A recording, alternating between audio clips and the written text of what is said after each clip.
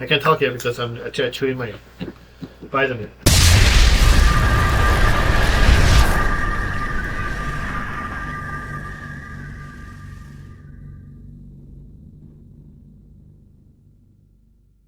Hello everyone, this is Johnny. We're here with MDI. We are the new office here. This is our new place that we're going to be doing all our reviews and demonstration and also editing and such and such. So the other side there, you will see all about the different video editing system. Also about the shelf here for all the different cameras and equipment that we have here. But here today we are going to talk a little bit about the AirCross 3. I have been using Moza gimbal for quite some time, and we started with the original Moza gimbal that's on the two-handle one, which is those heavy-duty ones that, with me as a skinny guy, would not be able to hold up very well. All the way to now the AirCross 2, which I really like because it's a really cool color and everything else. And now we have the AirCross 3. I'm not going to talk too much about the feature, everything as much as the other videos that you can see on YouTube, just because everybody already been using this for almost 6 months now, and we finally had the time to put it together. In fact, I actually got fortunate enough to put it together with the anamorphic lens. This is a 4K anamorphic lens, the heaviest lens we have here in the office. So we decided to try that out with the GS6 and on the GS6 on the cage, and we also be able to manage to put it into the iFocus-M into it. So this whole process here was not that hard to put together. I'm very tempted to try to use it with the Blackmagic Pocket 4K.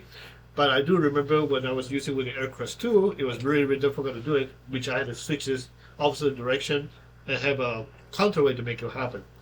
Well, with the AirCross 3, however, it's a little bit different, so maybe later down the road I can try that out and see whether that works. In this case right now, this one actually very compact for most of the time you can see on the websites, online, on the YouTube videos.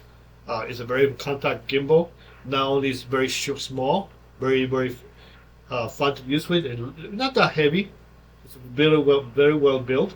You can also use it as a convert a different direction. So basically, you can actually screw this slice on this up, turn out like this, and then you can use it in different position. Since I have not turned it on yet, so you can see it's very wobbly. But this will be what you call the sling mode, and obviously you can actually attach another handle here and make it more like a dual handle mode. So this gimbal can be charged with a USB-C charger cable, which go in here. Well, let it play around with that here. It also comes with 2 different USB-C ports available for you to include adding in a for example, from here you can actually add in a camera that you can actually use the camera to do a control. So basically you can actually follow you all over the places by object tracking and such. And you can also use it to charge from an external battery.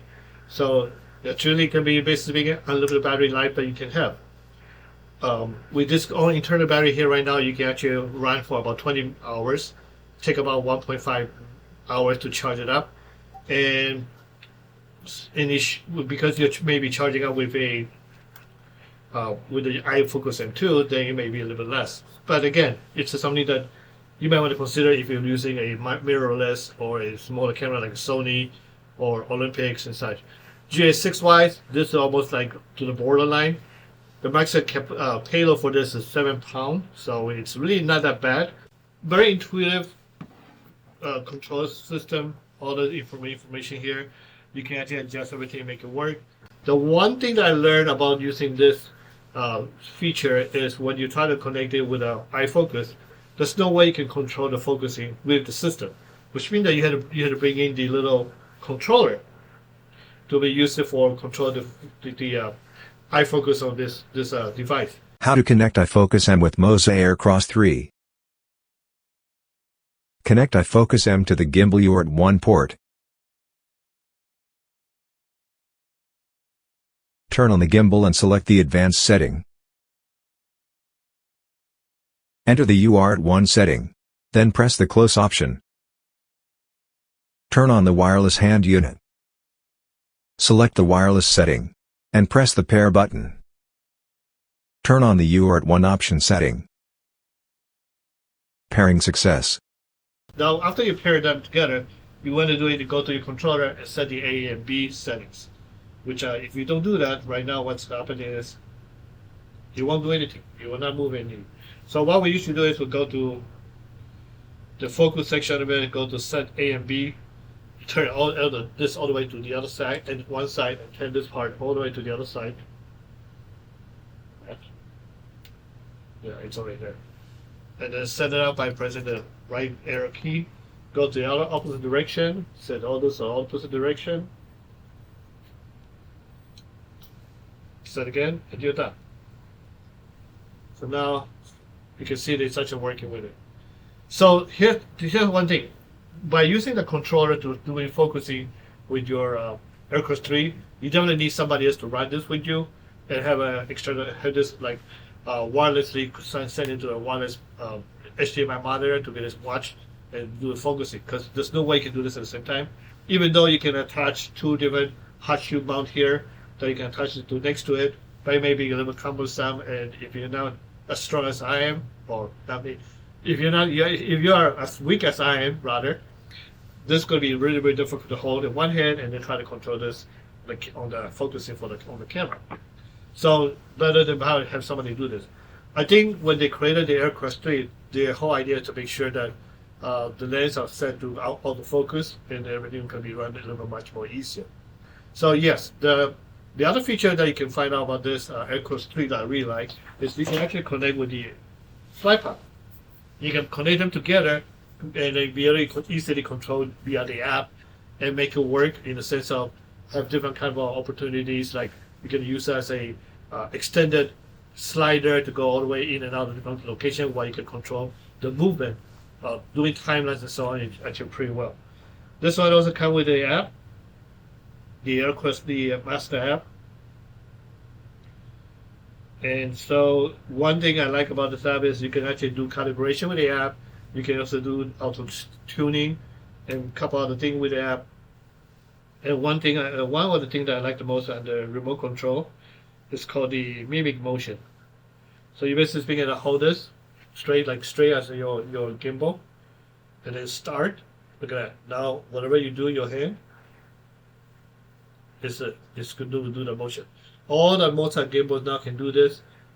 What I like about this is the smallest, so when you put this on a tripod or you put it on a slide pod and you want to do up and down, you can actually do this motion manually and actually do the creative ideas that you want to do with it. So it's a kind of cool thing to have to work with. And there's a lot of different features here. The M mode here, in back here, if you tap it twice, you immediately become sport mode. And you tap it twice again, you're back to the different option. Right now you're on pan mode. You can go into press 1, you can do pan and tilt mode. Press 1 for the FPV mode. FPV mode means that it will go in every directions. And then you can press again one more time. You can all lock mode, this is completely locked, so it doesn't move anywhere. Fairly similar to use. And if it goes to sleep mode, just press the power button once. Twice actually. You go to sleep mode, double press again, and go to pan mode, power come back in. For the price of this, the price of the AirCross 3 start with $350 and go up. You're going to buy with the iFocus-M. You might want to make sure that you find a cable. It took me maybe 3 months to get this cable finally in, which is a USB-C to the iFocus-M. They didn't have it in stock until finally I got it. So they should have that right now in stock, but you can check it out. Other than that, I really like this a lot. There's also 2 more USB-C ports that you can have, one in the bottom which you can connect for the camera, one in the back here, and there's one in front. You can also use this to control your camera. I'm not sure you can do the GS6 yet, but I know the GS5 or the Sony A7S or so can be used easily with no problem.